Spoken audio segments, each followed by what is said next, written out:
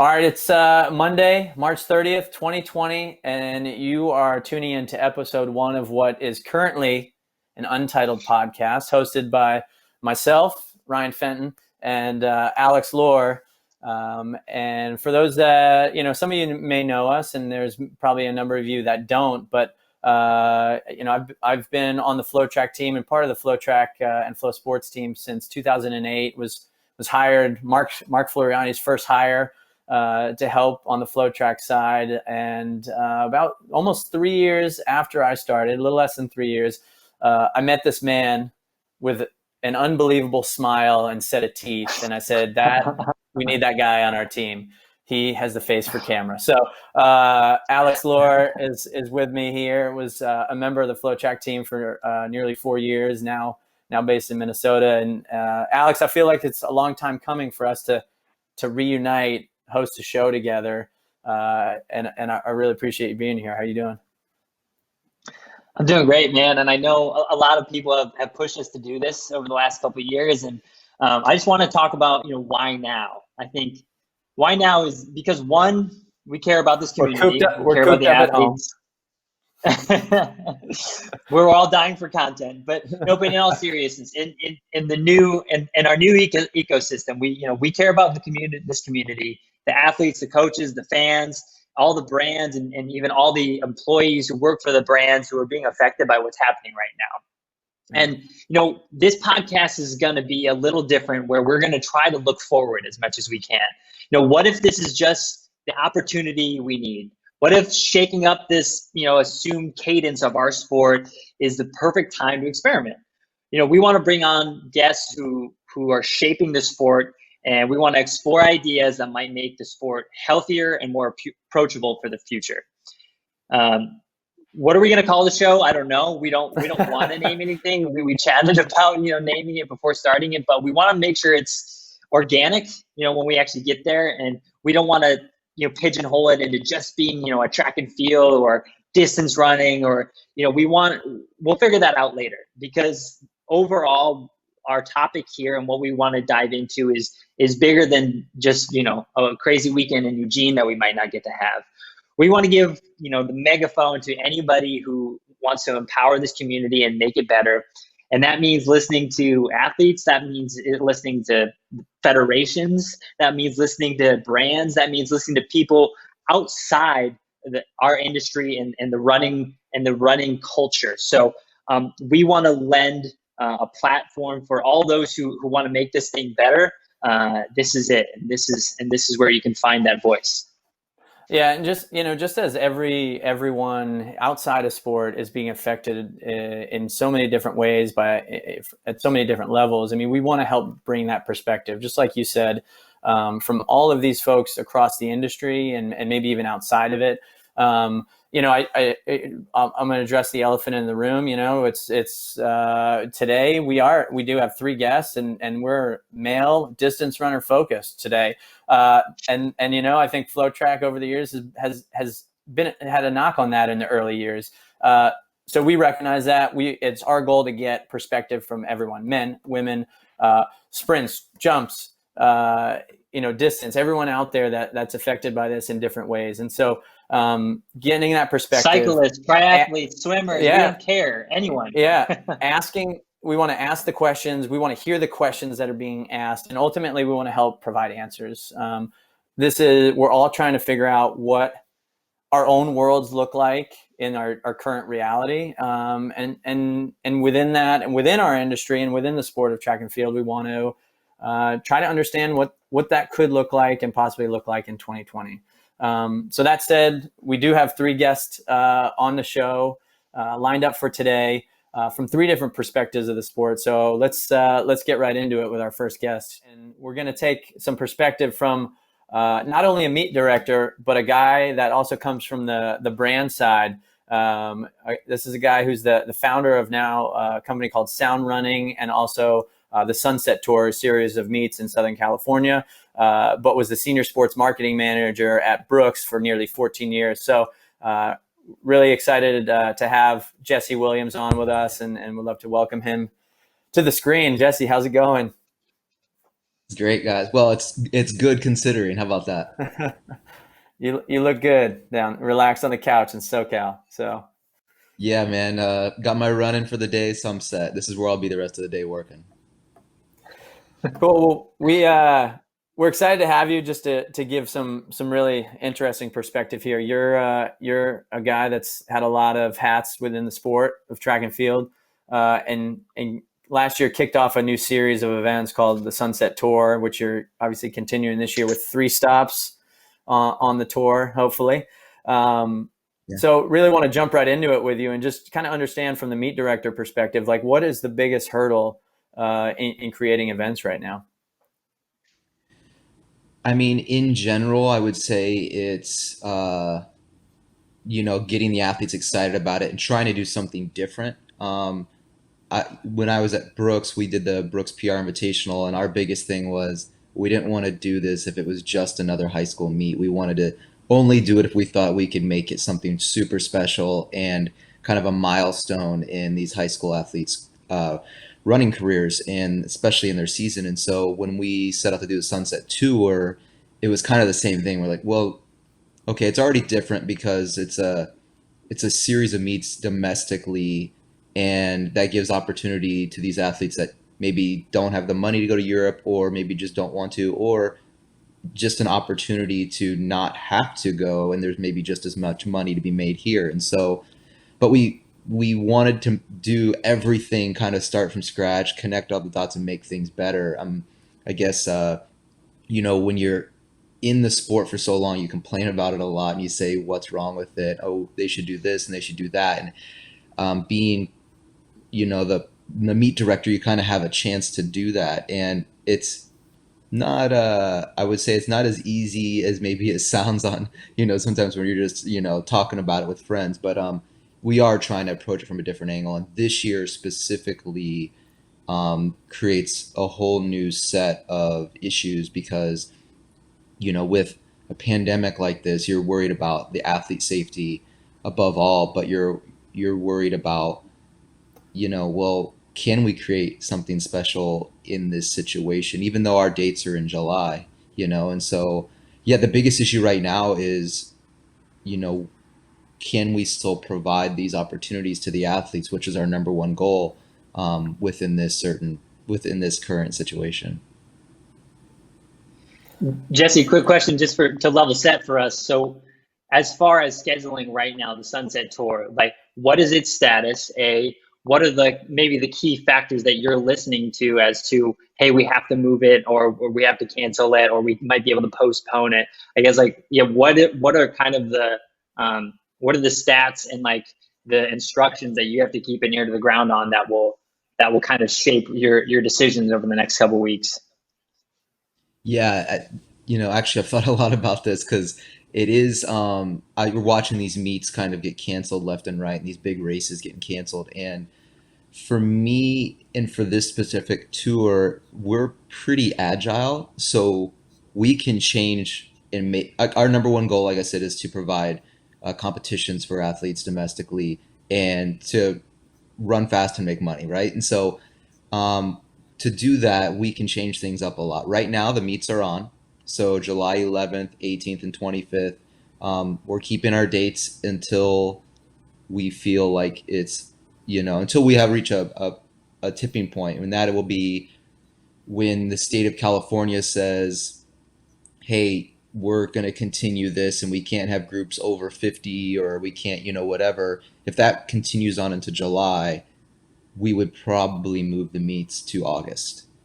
And because August is still going to work for me. I mean, want to compete. They can't let a whole season go by. I know, talk to a lot of coaches and athletes, and they're in a situation where they're like, we just want competition, and so I think even August would work. If we had to move it to September, September in Southern California still works. And so we could. So our goal is we would keep moving it until a point where it just doesn't make any sense. But right now, 100% on, and we also have come up with contingencies on, let's say from now till the fall, they say there's no groups over 250. Could we still pull off the Sunset Tour? And it wouldn't be the meet we wanted it to be, based on fanfare and the whole kind of production and everything that goes into making it a really exciting meet. But could we actually provide competition opportunities in that setup? And I still think we could. You could see something where we did like a morning session for the middle distance and the night session for the longer distances, and maybe even another morning session the next morning, just to make sure we're never above that 200, 250. We'd have to be really strict. We'd have to change things up quite a bit, but we've even looked into what if that was what we had to do. If it was even just people that were in California and that were somewhat local, so that way people weren't getting on planes and traveling here. Like I said, our hopes are that we can proceed as planned, and that's what we're doing. Under Armour's our sponsor, and we just had a call with them last week, and they're behind us, and they're proceeding as planned with us. So, yeah, that's kind of where we stand right now. Prior to the Olympics getting postponed, I mean, meets like yours, Portland Track, another partner of ours at Flow, I mean, those were important meets because they were the meets that hadn't been canceled yet. They were the meets where people were like, all right, if we need a qualifier, these are the events we hope are still on. The Olympics now has since been postponed. They today just, released their rescheduled date. What do you see as the purpose of these events now, in 2020, when there's, questions and up in the air as to what is the purpose for 2020 and a season this year? Yeah, I mean, based on what I've seen, they're going to allow people to qualify this year, and you could get your time. So these July meets could turn into really ideal qualifying opportunities, not only for USATF champs next year or the trials next year, but to get that Olympic standard. And that's originally what we always wanted these meets to be, was a chance to get the standard, or just a chance to win prize money. And for the people that didn't make the Olympic team, if they were, because these meets were going to be sandwiched between the trials and the Olympics, this was a chance to go after that PR and to get those times, and because we have World Athletics status, one meet is silver, one meet is bronze. This is also where you can come get those much needed points. So I know a lot of people, their contracts are based on world rankings and even World Athletics. That's how you ladder up to getting into the world champs and all these other things. So having that status of these meets was also really important. But yeah, I mean, I hope that these become the qualifiers that people need, and that we can set them up to roll that way. And it could actually end up being really, really good timing. Um, but let's just, fingers crossed that we get to that month and that things are looking much better than they are right now. Jesse, I got a question. Because these meets might be this great enabler for some of these athletes, they saw it as an opportunity to win some money or get some, or knock out a world standard. Are you feeling from, let's say, the athletes or coaches that are already committed, are you getting any outside pressure to push the meet back because some of the athletes' training has been interrupted and they think they don't want to squander this opportunity, so they want to make sure that they have a full training log locked in before they step in? I'm curious to know, like, what's the feedback or some of the questions you're fielding from athletes and agents these days? Yeah, I would say initially, the questions were, are you still going to have these meets? Like, just really kind of panicky. Are you still going to have these meets? And I said, yeah, we're not, kudos to the people that have to plan that far ahead, and they have to cancel these big marathons and some of these track meets really far ahead. And it is what it is. I mean, luckily for us, I really feel like we have a good relationship with all of our venues here, and even a couple other backup venues. And so we want to do what's best for the athletes. I think it's nice having those dates out there right now. There's a couple months, and people were planning to be really, really fit in late May, early June, for the last qualifiers and for the Olympic trials. And so I think even if training got interrupted a little bit, we're talking, we got a whole extra month before the Sunset Tour. And so I really feel like it's really, really primed to be good timing.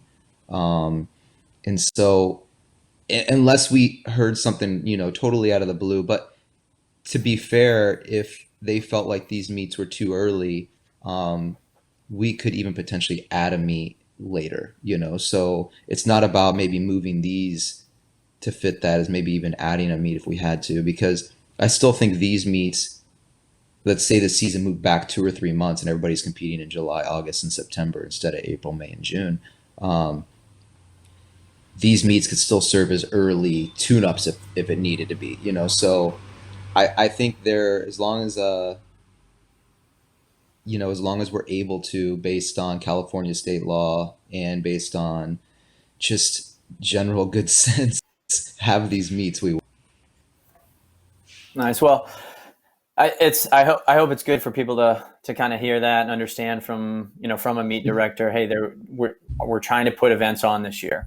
We're trying to have an opportunity for athletes to run. Our next guest will be an athlete, so we'll try to get his perspective on meet opportunities this year. But Jesse, the one last question I have for you is just what things are unanswered in your mind? Where, what are the questions that when you're talking to other meet directors or folks that you're working with, what are the big unknowns now that you're trying to figure out?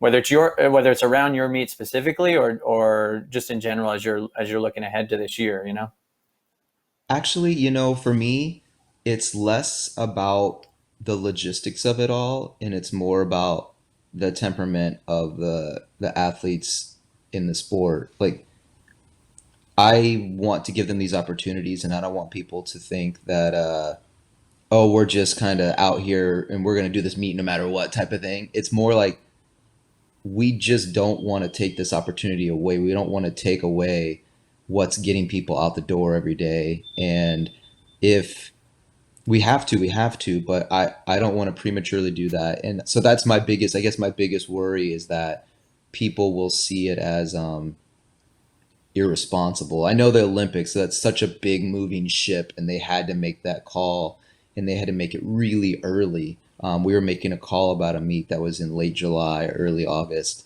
in mid March, which there was a lot of pressure to do that. And because you're bringing people from all over the world to one place, and there's so much else going on, so much money to be lost if it doesn't work right, that decision had to be made.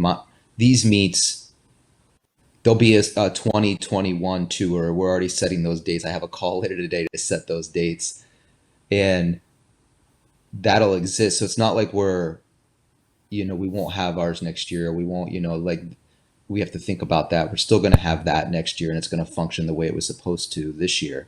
So we're more focused on this specific year, and I'm more concerned about how athletes feel about it and how much they want a competition, or do they feel like, I mean, right now it's really easy to look at the world and say, well, what's really important? And for a lot of runners, competition is really important. It's what makes them get out of bed every day. It's what motivates them, and it's their job. And I guess for anybody that this is your job, we can't take away from how important that is. Whether you're a meet director, whether you're a brand supporting, whether you're an athlete or a coach or an agent, there is an industry here, and I think all of us want to see it go on. And so I'm hoping that we're all on the same page. Well, we'll be speaking with a few other folks today, so we'll make sure to ask the question to them as well. Appreciate it. But Jesse, we appreciate you coming on and again, just giving perspective and giving people a touch point on where you're at. If the meets do go off, we will be there. FloTrack will be there broadcasting, and if we can allow that many people on the track. So, but anyway, we do appreciate you coming on, and wish you all the best in the prep and navigating through this time. No, I can't wait, man. I'm hoping to see everybody this summer. It's going to be that much better.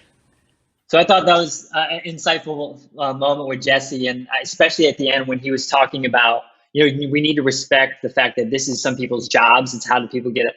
And like, it's more than some people's jobs. It's some of our identities. And so I think his he is holding the idea of this meet is much bigger than just like a date on the calendar or a standard now.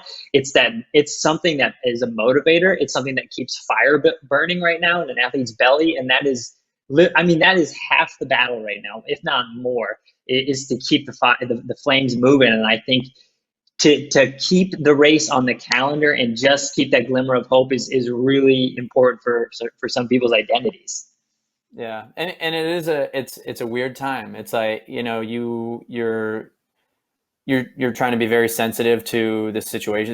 There's things that are going on that are much bigger than track and field and hosting a meet, right? And I think it seems like Jesse, acknowledges that, and so it's trying to keep this mark on the calendar while also being aware of how this is affecting other people's lives, and knowing that some people could take offense to the fact that someone's still trying to plan an event in a time where they're saying, let's not do events, right? And I think, he brought up the difference with the Olympics. The Olympics was in a tough spot because every meet that was on the schedule to be a qualifier or kind of a benchmarker to get to the next stage, to get to the Olympics, those were all being canceled as weeks went by. And so the Olympics was running up and really into kind of an inevitable situation where, if there was no way to qualify for the games, how are you going to have the games, right? And so Jesse's event, Portland Track, a bunch of these other individual events, they don't have that, and so they have that ability to keep that mark on the calendar and be exactly what you were saying, kind of that motivator for the athletes, for the coaches, to give them a little bit of purpose in a year where right now it feels like there might not be a lot of purpose for what you're doing on a day-to-day basis. So, and I think it might be a weird insight, but how will this affect standard chasing in general? Let's look forward to 2021, and now all these people have had a little bit of extra time to train, but they've had more opportunities to chase a standard than they typically do. So what if we're starting to roll into Olympic trials and we have a lot more people with a 5K or a 10K or 1500 standard? How is that going to affect rounds now? It might be a lot more fun and maybe a little more tactical racing than we've seen over the last couple of years, when we're leading up to the Olympics and everyone's scrambling and everyone's worried about if someone's going to take the pace out hard enough to hit a standard. I think this might be a really interesting new approach to standard chasing. And I think overall the sport thrives when more people do have a shot. We've seen that movement with the marathon standard. More people are starting to believe that they have the opportunity to get a standard, and when they're presented with that, with races like CIM and these giant packs of people all going for a standard, like there's just a grander field and a more approachable opportunity to the trials that I think overall is just really healthy for the sport. Yeah, I mean, there's a bunch of questions. So how is it going to affect the standard chasing? How is it going to affect people racing this year? How is it going to affect how athletes are training right now versus in the fall, when typically that's a time where you're starting your training again? There's a lot of questions, and I think that's a great segue into our next guest, who is an athlete and can shed some light on the subject. So we'd love to introduce our next guest. He's a two-time NCAA champ. He's a two-time world championship finalist in the 5,000 meter, represents Canada and Reebok, and that's Mr. Justyn Knight. All right, Justyn, welcome to the show. Thanks for being on. All right, thank you for having me. So, Justyn, you're joining us from your new training grounds in Charlottesville, Virginia. And we wanted to bring you on because you bring a different perspective, I think, than some of the athletes. And you were vocal about, how the process was announced for Canada. Was one of the first countries that said that they would not be participating. And to clarify, I think you weren't necessarily against, one direction or the other of postponing the meet, but you were frustrated with the process of articulating that to the athletes. So, yes. Level setting, how did you first find out? Did anyone reach out to you to preempt you with this news, or did you just find out straight up from Tweet Blast? I kind of found out by Tweet Blast, as you can say. I was in bed, I was watching a show, and I was getting ready. It was like 10 o'clock, and then I got a text from he's like my marketing agent, and he was just like, "Oh, damn, guess there's no Olympics for Canada this year." And I was getting ready for bed, so like that just completely threw me off. And so I went straight to Twitter because that's probably like the easiest place for me to find information nowadays. And I saw all these articles announcing that Team Canada has withdrew their name from going to the Olympics for 2020 and are articulating that they want it to be held in 2021 or else they won't show up. And for me, like that was the way I found out. There was no email. There was no, hey, heads up. Just want to let the athletes know that Canada is like withdrawing our name. There was no heads up at all. Like, and I mean, it was just like a bad way to find out for me. And there was like a lot of emotions that was going through my mind. I think I don't have a problem whatsoever. I actually kind of like the way how they postponed the entire games to 2021. It's just that there was so much uncertainty at the time where I thought that if the Olympic Committee deemed it as being safe, they're supposed to have the athlete's best interest at heart. And maybe I'm a little bit naive for putting that much trust in a committee like that. But I'm young. I don't really know too much about the business. I thought like if they deem it as being safe later on and they want to get things rolling in October or August or something like that, that it'd be safe to go and it should be an athlete's decision. But it was just very confusing just because even I was hearing from agents and coaches that they were leaning on postponing it, but I heard that they're leaning on postponing it to like October 2020. So when I saw that Athletics Canada said like we're not going unless it's in 2021, I don't know. There was just so much emotion that overflowed me, and I probably shouldn't have tweeted about it. Man, it's kind of an aside, but like I feel for your marketing manager. You know, when news is public, you never think you're the first one to tell someone about it. You know, Yeah. So you're about to go to bed, and you're like, man, you just blew up my world. I know, it was so crazy. It was so crazy, and like I was thankful that he told me at least. I mean, I think the way he messaged me wasn't like, hey, just a heads up, and like did it super Right. formal. It was just like a super informal thing, like, damn, bro, did you hear the news? And I was like, what? I didn't hear any of this stuff. So I think, I stood with Team Canada, and I tried to express that in my tweet, but I think a lot of people kind of lost what I was trying to say in my context. But I stood with Team Canada. It's just that I didn't really appreciate the way that they announced it to the world without giving the athletes a heads up or any insight into what the future may hold for Team Canada athletes. But yeah.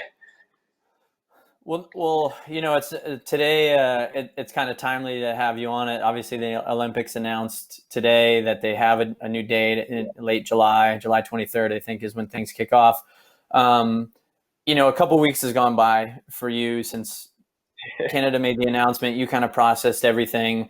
Olympics were then postponed, now rescheduled. I mean, what is your initial outlook on the next few months and how now you gear up to prepare for something that you thought was in only a few months and now a year plus away? Yeah, I mean, there's so much uncertainty. And I truly think that it depends on what the athlete's schedule was like even before this. So I didn't do anything during the fall. I didn't run any road races, but I had a pretty good indoor season, actually. I would say I was competing pretty competitively, had some respectable times. And I was gearing up to have some really fast races going on during, I think I was going to open up in around like mid-April or early May. But now, I mean, after they made the announcement, after I found out that I wouldn't be competing this summer regardless, what I've been doing with my coach is kind of just running 50-mile weeks, one workout a week, just because there's so much uncertainty. We don't know if there's going to be track and field meets in August or in September. We don't know when this pandemic's going to end. So I think right now we're just focusing on maintaining fitness without overtraining and just keeping ourselves in a position that if the world is open up to competing, that I can have a quick turnover because I haven't lost my fitness, and rather than like just take a break until the fall. So I don't know. I'm curious, Justyn, when you chat with coach or agent, with this new schedule and with this, kind of readjustment of calendars, do you see any new opportunities possibly? Maybe an opportunity to get an entry fee, or can you switch the perspective on this at all, as maybe an opportunity to hey, I can garner like a bigger aerobic base without getting injured, or B, hey, this might be an opportunity for me to chase a little money. Yeah, I mean, that's something that my coach mentioned to me. He said during the fall there'd be a couple of races, whether it be road races or there might be a couple of track races. I might continue to run some more 1,500 meters in the fall if there's races set up. And there's always money on the roads too, so that's something that I could do as well.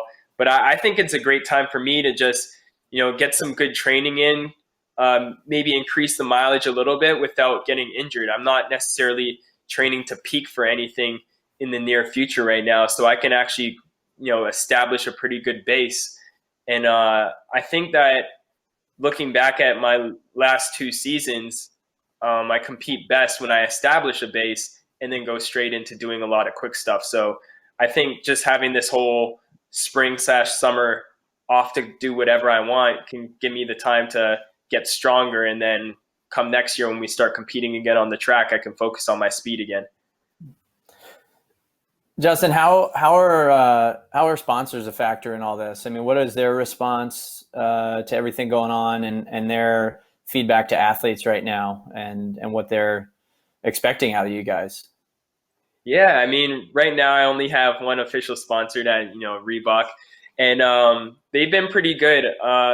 They haven't really drew up a huge outline of what we're supposed to do. I think we're all supposed to abide by the laws that are being set in the States right now, because we all train in the States.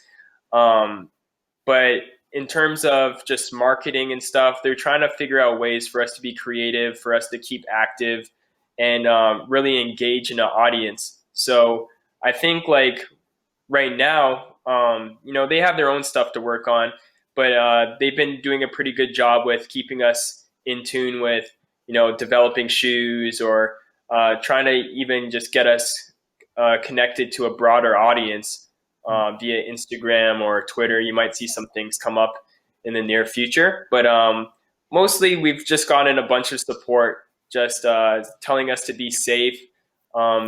Even some of them have expressed to us that if we don't feel safe going outside or practicing with our teammates in a group, and things such like that we don't have to do anything. Like, we can kind of find ways for ourselves to keep fit at home.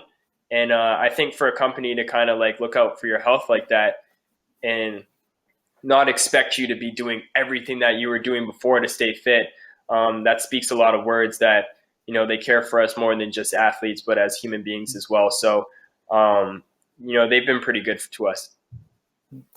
Is there, just following up with that, is in a scenario where, there is events that take place in 2020, every contract's probably a little different, but obviously some of them, a world ranking comes into effect, time bonuses, or all these things. I mean, is there, if events are happening, have you, whether it's within your own group or other athletes, is there an expectation that athletes will have to run, or they could essentially be, lose out on whether it's incentives or carryover or whatever it is if they don't race at all in 2020, assuming events happen? I mean, in my contract, I don't necessarily have to worry about anything like that. To that matter, I mean, obviously there's plenty of opportunities that you miss out in terms of bonuses, and when you run a time bonus or even like a Canadian record and stuff like that, you have the possibility to miss out on those opportunities. But in terms of being penalized for not competing, I mean, that's an interesting one. I haven't really thought about that, but I've competed this season. I've ran enough times and did what I had to do and made sure that my name was known. I was undefeated during the indoor season, so I couldn't imagine being reduced for any sort of reason. I don't think our company would do that. Got it. I think the main thing that guys are kind of worried about now I'm not necessarily in this position, but I know a bunch of friends, whether they're with my group or not, is just qualifying for the Olympics. I think the Olympic Committee was very generous with letting us keep our qualifying times if you already reached them. So for me, luckily, I had my 5K one set and sealed. But I know there's a lot of people trying to get after that 1500. Some people going after the 5K still, and I think that's what's going to affect people's seasons. And if you see people racing like late in October or September, it's probably going to be trying to chase those times.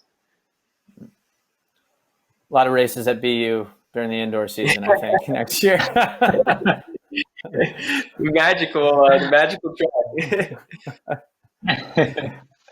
Oh, cool. Yeah. Justyn, I'm just curious, as you look forward and down the barrel of the next couple months, as an athlete, as far as training and creating the best lead up to the 2021 Olympics, what is the questions that you need answered right now? What are the questions I need answered right now leading up to the 2021 Olympics?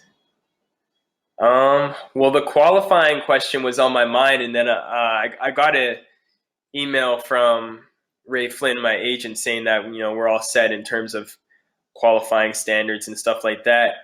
I think right now it's just I want to know like what type of meets are going to be held, and I've been hearing rumors about meets being held in September and October. So I'm not someone that's going to try to dodge competition. Like if I'm in a fit shape to race, I'll be at any of those races. And I just wonder where are these races going to be held?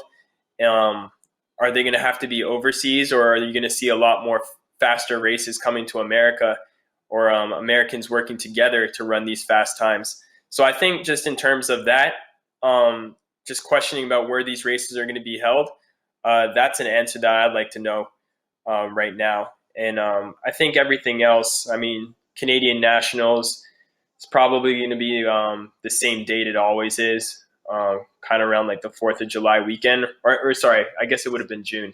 It would be June. But yeah, I'm sorry. I don't really have a lot of questions. Maybe later. Well, this is good. I mean, we want to give perspective and answer questions. And so Justyn wants to know where the race is going to be held. And we just heard from Jesse Williams saying, hey, if we can hold races, Southern Cal, we will have them. So we know there's a few we know there's a few that are definitely trying to happen if the rules and regulations allow them to happen. So that's good. Hey, one more thing before we go ahead. Sorry. I was going to say, like, this might be a great thing for American and I'll say North American track and field, because right now the whole nation is being starved of sports, and I think if we can start broadcasting track and field, like who knows what's going to be the first event to be back, but I think people are going to appreciate all sorts of sports more than they ever have before. And I think it also might be good for North Americans too, because as I said before, there's going to be a lot of us that are trying to desperately qualify with these times. So you're going to see a lot of races not end up being these sitting kicks, but people actually striving for a time and trying to push people to their best levels. So I think it might be a positive thing. It'll be interesting to see how it all plays out in the fall.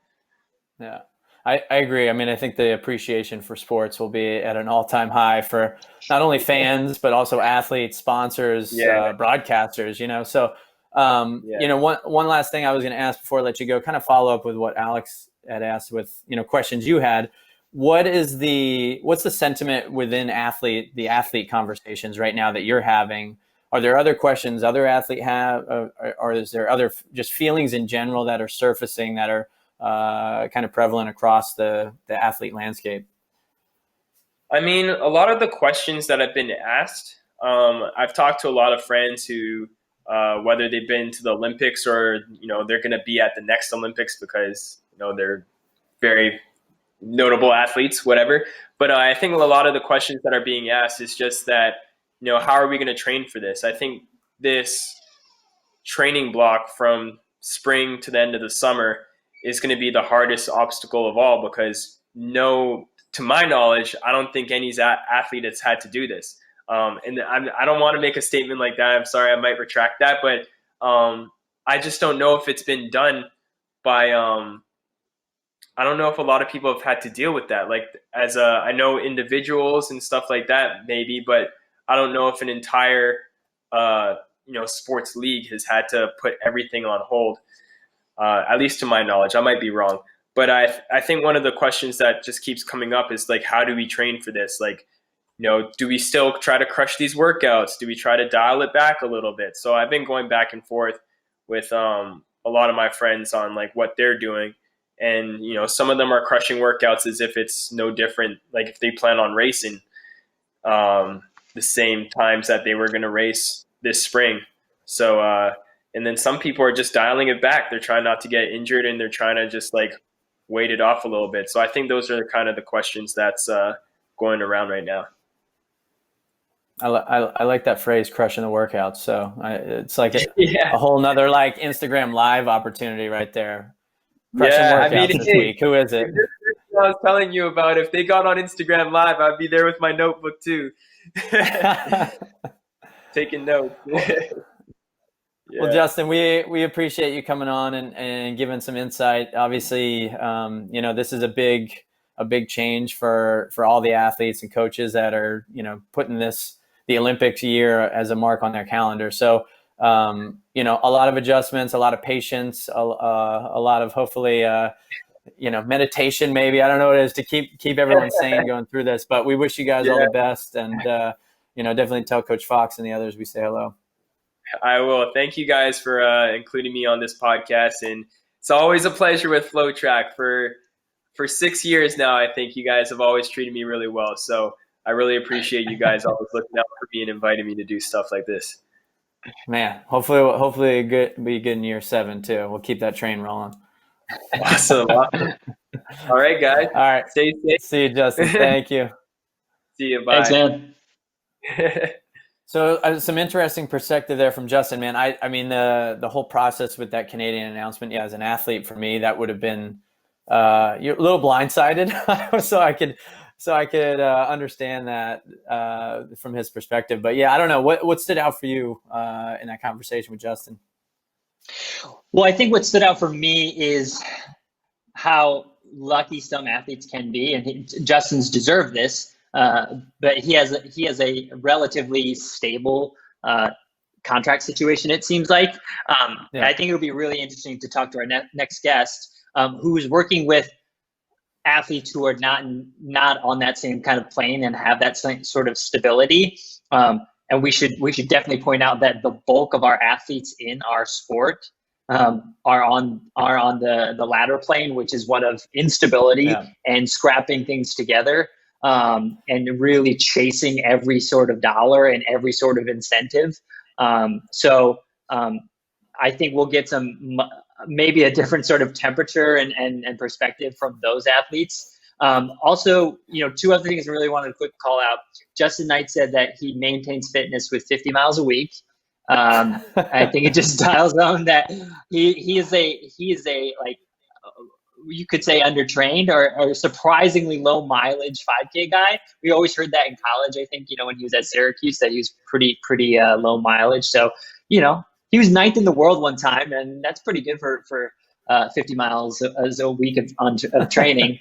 And the other perspective is we started chatting about how people are so hungry for sports right now. And obviously, it's not a race. We're trying to be safe with getting things up and rolling again, but it is a really interesting topic to discuss what sport will be back on air first. I saw a story yesterday, and maybe it's changed since, but the Tour de France hasn't technically been moved or canceled yet.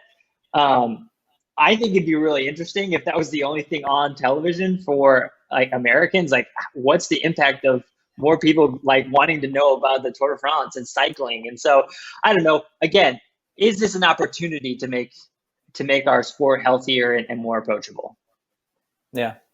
And I think time will tell, but I think, a lot of good nuggets out of Justyn there. And I think echo what you said, our next guest, will help answer some of those questions because for just like a lot of the American workforce is being affected and workforces around the world. I mean, that is the same for an athlete who Especially I think of the road racing athletes who are, whether it's the U.S. Road Series or just road races around the country, that is a big part of their income on a regular basis, and that's not an outlet right now. So, that said, our next guest is agent and coach, agent for Total Sports Management, and based out in Flagstaff, where he does also coach a professional group.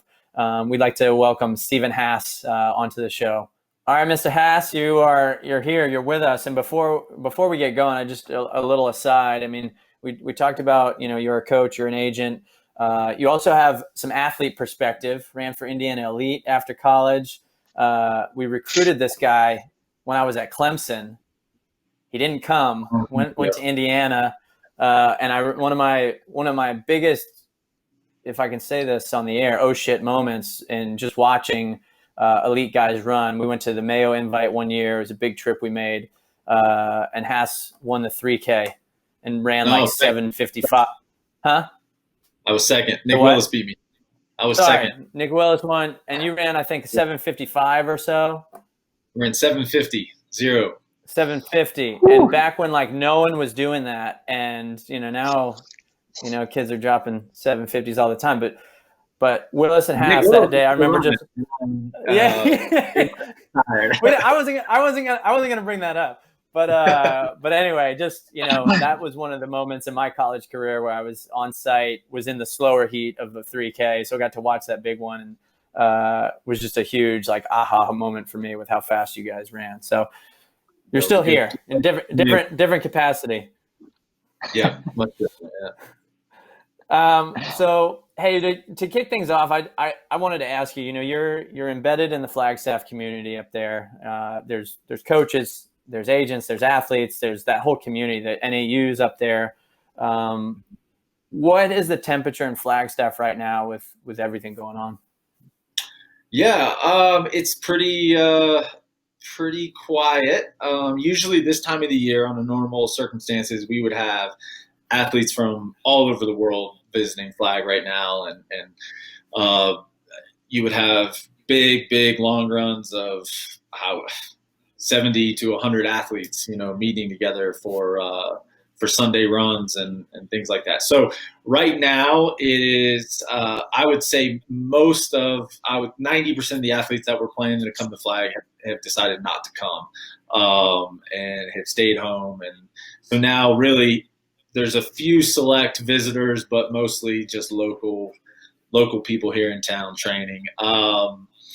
It's very quiet. We're trying to do our part with staying away from people and having small groups. And we've our entire team hasn't met for a couple weeks now. We have divided up, and Shayla will meet a couple people, I'll meet a couple people, and we sort of bounce around. And I do the same for the Total Sports athletes here in town. Neil's here, Hassan's here, a couple people are here. So try to meet them and help them as much as possible, but also, I think it's important not to have everybody coming together right now and doing huge group runs and massive meetups and things that would normally be super beneficial to athletes here in town. So, it's definitely very different and very weird.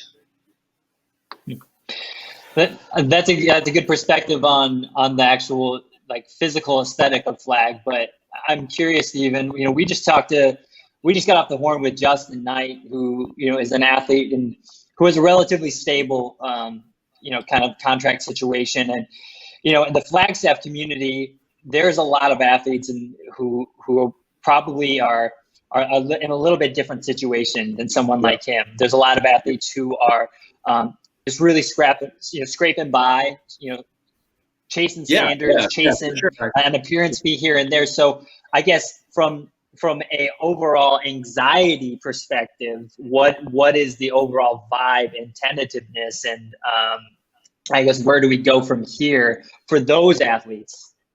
Yeah, so I obviously Flagstaff is a place that a lot of athletes come to chase the dream, and try to make it and try to put themselves in a better training situation so that they can earn money, they can prize money, appearance fees, things like that, try to earn contracts. So I see a lot of people from, in Flagstaff from that light as well, but also even from like this question, it includes even people that don't live in Flagstaff that are going through this same situation. And I think everybody is definitely very concerned, and I've had a lot of calls from clients and people, again, in that situation, that are trying to earn a living and try to make it, and trying to get some sort of idea on when is this thing going to get going again? When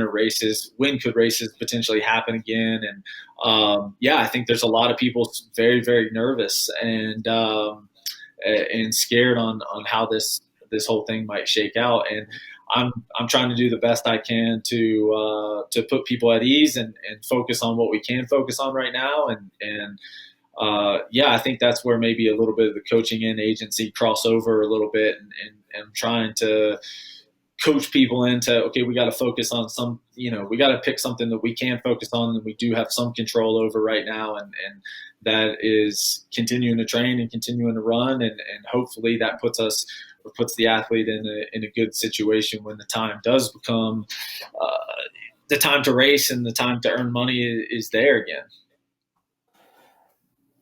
Is there, the agent world is a pretty close-knit one and a small one, right? I mean, are the agents talking between each other right now? And what is the general consensus on how to answer these questions for athletes? Like, what should athletes that are in a tougher financial spot and maybe they use the races to get by, whether it's road or track or whatever it might be, like what is the advice to them on how to look at this over the next few months? Yeah, I've talked to a few people. I think one of the biggest things here is we are trying to get information from governing bodies and from other people, World Athletics people, governing bodies, USATF. We're trying to get as much information from them. They're trying to get as much information from IOC and USOC and people. I think one of the biggest things is once we start getting some dates put down, and when things start getting rescheduled, then I think there'd be more direction from us on when some of this stuff could actually start happening. So right now it's a lot of, we just got to stay patient. The other thing that I think that I'm trying to provide to athletes right now, and trying to work with different brands on just being creative in ways that we might work with some brands on doing things outside the box. There's going to be a lot of things, I think, digitally. I've been working with Sean Jefferson and old college teammate who works for Zwift. And again, just trying to get creative on how we can still do some things to get exposure from athletes without necessarily racing right now. And I think there's going to be more and more of those opportunities popping up over the next couple weeks and months. And hopefully us as agents can help our athletes do as much of that as possible, and still their shoe companies can still feel like they're getting exposure from them. Got it. Curious. Obviously different from racing, but still right now, I think we try to get what we can, Yeah. Creative time and a lot of emotional management. There's definitely a lot of emotional management right now. I'd say 90% of the calls that I take are more of just, I sit and listen to you and try to give you some advice and things like that, and just try to be supportive, because a lot of people are going through some very uncertain times. Yeah, it's an interesting moment for, I think, us as a sport and our perspective on athletes and athletes building their own brands right now. We're completely disassociated with your times. You're not racing. Those things don't matter. So we're really doubling down on seeing, those athletes that were able to create their own little individual identity and brand themselves are probably going to flourish in this time. or maybe feel like they have at least an outlet to flourish.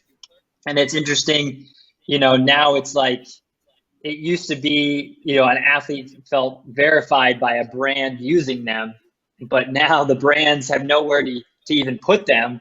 And it's almost like the athlete is verifying the brand. We're almost flipping the script on like what I guess branding used to be for an athlete versus the actual brand. For those athletes that are starting to try to maybe foster or form their own identity, I'm curious, for let's say a senior in college right now, or who had senior eligibility this year, what is the approach there? I mean, somebody, I don't know, like the Kleckers of the world, like what is the conversation with them as agents and brands are kind of on the fence in this moment? Yeah, I've talked to a few college kids in the last couple weeks, and I think more than anything right now, they need direction from the NCAA on what is going to happen with their remaining eligibility. And I think once that happens, then I think you can start getting into more and more conversations about how the athlete, if they want to right now, move forward. Obviously, there's going to be some sort of eligibility left for a lot of these people who didn't get an outdoor season. We're just trying to get some direction from the NCAA on what that eligibility actually looks like, and then that could decide for a lot of people what they do going forward. So again, it's sort of a little bit of a situation where you got to kind of wait and see. But I don't know that this is necessarily a new conversation that you would have with an athlete on how they get exposure and how they get their name out beyond running. I mean, I think this is something that at least we have talked about from a total sports perspective with a lot of athletes. And again, it's a positive influence and it's a positive outlook on social media and things like that can always help from an athlete standpoint. But yeah, again, just trying to reiterate a lot of those things to people that we talk to, because again, right now you're not necessarily speaking with your times and with your performances. You're speaking with what you've done in the past, and then also, just your personality and your exposure too. So, hey, I want to ask: are right now are brands signing new athletes or re-signing current athletes, or are things has the pause button been hit? Yeah, I think the pause button has definitely been hit. I've talked to quite a few brands in the last few weeks as well. I definitely think there are some brands out there that are interested in trying to sign some deals. I think you would see some smaller companies who might be a little bit more aggressive than they normally would, thinking that maybe they don't have as much competition right now to sign some athletes, or some of the big major brands might not necessarily step in and come trump them if they do have somebody that they're interested in. It's an interesting time for sure. I think everybody is sitting back a little bit to figure out, now that we actually do have some dates and we know when the next Olympic Games is going to be now. I think some companies will start planning for that, and then you might see a lot of athletes' contracts are going to revolve around Olympic cycles. So, we're trying to prepare ourselves to know exactly where our athletes are in terms of contracts right now, and how that might change going into next year. So a lot of uncertainty right now from the brand standpoint, but once we start getting dates and figuring this stuff out, then I think brands will start making moves. But again, right now, everything's been sort of put on pause. Yeah. So for the college senior that Alex was just referencing, it's a weird spot to be in. Do you try to, are you going to go the next, X amount of months with no real competition? At least maybe, I guess you compete unattached when races start coming again, and wait, and hopefully you have a good outdoor season, and that really elevates your status. Or were you coming off of a great indoor year and you want to capitalize on that? And do you risk going back to college and getting injured? Yeah, exactly. No, and these are conversations that I'm having with kids right now, and trying to help them make the best decisions possible. And yeah, there's going to be some deals out there right now. There's probably going to be less than most years, but in next year it could be a possibility that there's going to be more contracts. Again, it's going to be an Olympic year, and there's definitely a lot more interest from a sponsorship standpoint going into Olympic years.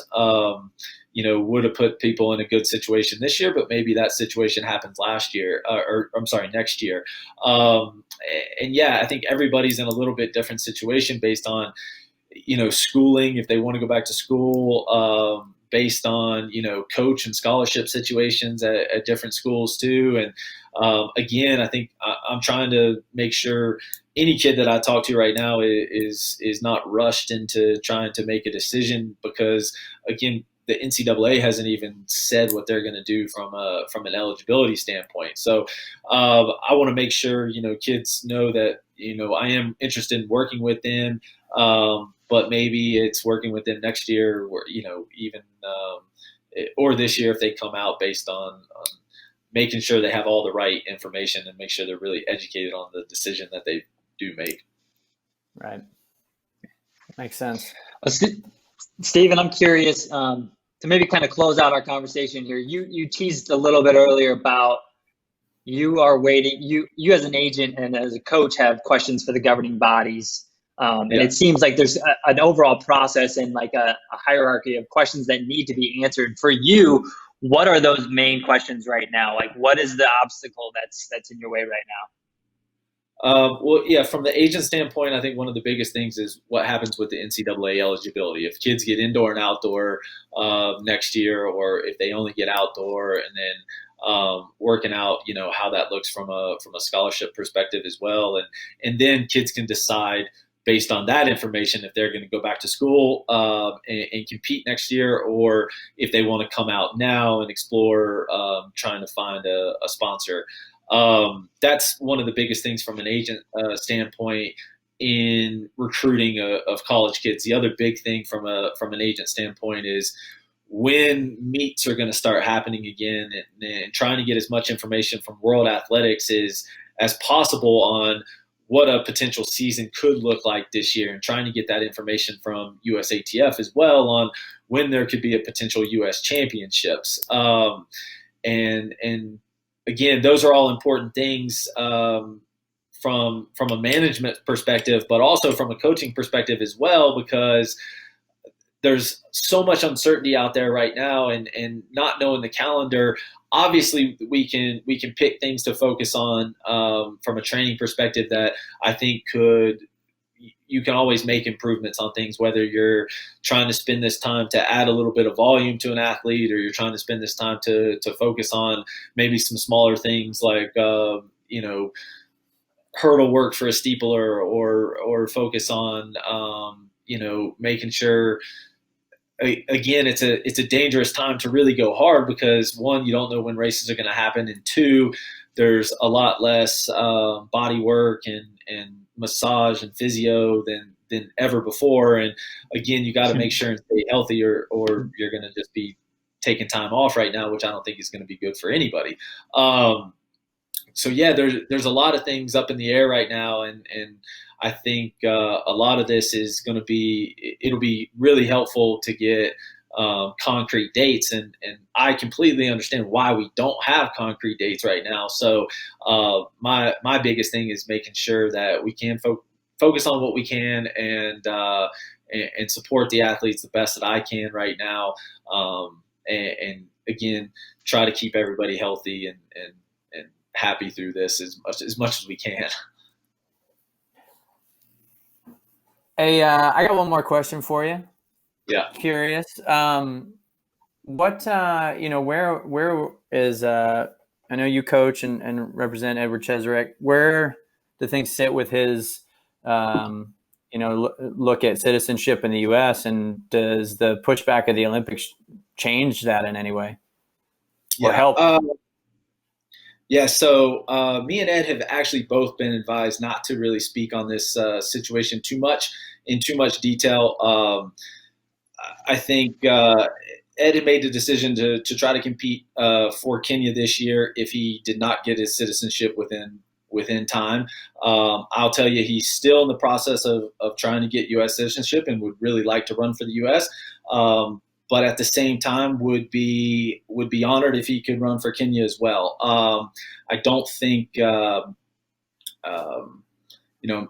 certainly not speaking out of place to say that, one of his big goals is to run in the Olympics or run in a World Championships and to compete at the highest level. So we're trying to advise him the best we can, but also work with the immigration lawyer and hope that at some point we can get some resolve here. And I think he's obviously always going to keep pursuing his U.S. citizenship, as he feels like he would really like to be a citizen at some point. Yeah. It's one of those other, as we're talking, just one of those other things that this whole, our current reality has an effect on. And so, another example of things in limbo. Yeah, definitely in limbo. It has been for a while now. And hopefully we get some resolve sooner rather than later. But we have to sort of sit back and let the immigration lawyers who've been working on it continue to keep working on it, and hopefully, hopefully get some resolve sooner rather than later. Well, we appreciate you commenting not only on that, but all these topics. I know it's a tough time for everybody. There's a lot going on, and again, our goal is to try to get some information out there. And I think some of the perspective that you have brought, and even the questions that you have raised, hopefully help start getting that information and surfacing some of the answers that folks are looking for. So we appreciate you coming on and sharing with us. No problem. Yeah, happy to help. I don't know if I provided much help, but we're all in the same situation that we're trying to look forward and hopefully get through this and continue with the sport in a really positive way. Cool. Well, we appreciate you being on and bringing on the beard to really round out the facial hair today. So wish good luck to all the crew on the on the team and on the Total Sports side. Stephen, wish you guys the best. Yeah, thanks, guys. All right, so man, as we're going through that, I was, I'm thinking to myself, like we could probably just do a show just with an agent. I mean, there's so much here.